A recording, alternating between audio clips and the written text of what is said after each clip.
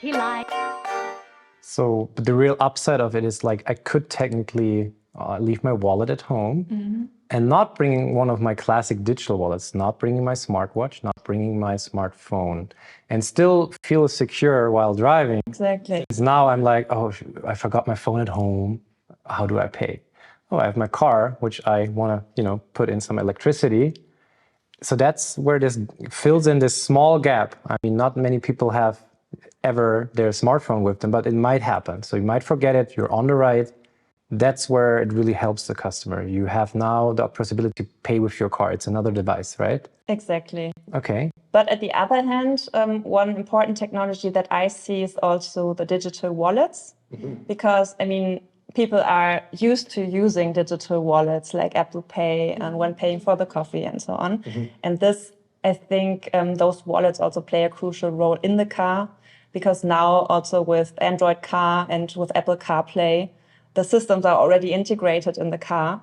And I see a combination with this wallet payment easily possible. So drivers can make use of the wallets that they also use during their daily lives. Clicks less. So for Apple CarPlay, for example, at least for now, you definitely need your smartphone with you in the car. So that would not be the gap we talked in earlier. But if you have that with you, you don't have to take the phone out of wherever position it might be in your luxury car, example-wise. And you go, like you do your charging process. Maybe you don't want to even leave the car. Some people want to take a walk, etc. But maybe you want to just watch a movie or anything. Includes the digital wallet. In this case, we're talking about Apple Pay. It could be any other solution. It's just filling another small gap of where I don't have to take my phone out and pay with that digital wallet because it's included in the car. Exactly, and Apple Pay already has your data. They have the preferred payment method underlying. So I was actually curious. I was curious to know, how does that integrate? Is that like, because the example you just gave with the Mercedes Pay, it is like kind of you have already a bundling credit card with Visa, and then you just need to combine your biometric info on that. So Apple Pay works exactly the same way, or how does that work? Or do you need to open up a specific app in the car to make sure the transfer goes through? I think at the moment you still have to open the Apple Pay app at the phone, but the next step might be that it's integrated also in the car entertainment system. But there's one point where, right now you have Apple CarPlay as an example. I think it could be the same with Android Auto from Google. But I think you need the connection and where they have to kind of work together, because right now Apple CarPlay is pretty much a layer on top. And they're able to do certain apps which are like technically just mirroring whatever you have on your smartphone screen to the big screens on kind of the car. There's some entrancy to that. But in terms of payment, even if Apple would like give you the opportunity to like open the wallet app in CarPlay, still there's not the real connection of the actual payment process towards the charging column, or depending on what brand you have and where you have to charge and that all. I think that's exactly an interesting point, because this difference of if that's one factor or two factors in this payment involved. And of course that we're talking about backend, how they're integrating and handling everything. But of course, as you mentioned in the beginning, it's really important to make sure that the user journey is really as simple, as seamless as it could be. So yeah, I think that's a really important point. And also the integration to the infrastructure.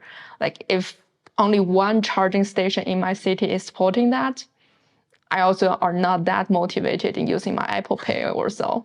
Yeah, I think like I have come up with a very good example, because we're talking about payment and mobility now. I was recently in London, and I was really asking after I landed there, I was like, how can I get like a train tickets to go to the city? And then I actually bought like a paper train tickets, and was like, okay, the machine didn't recognize that. I was doing that super old school.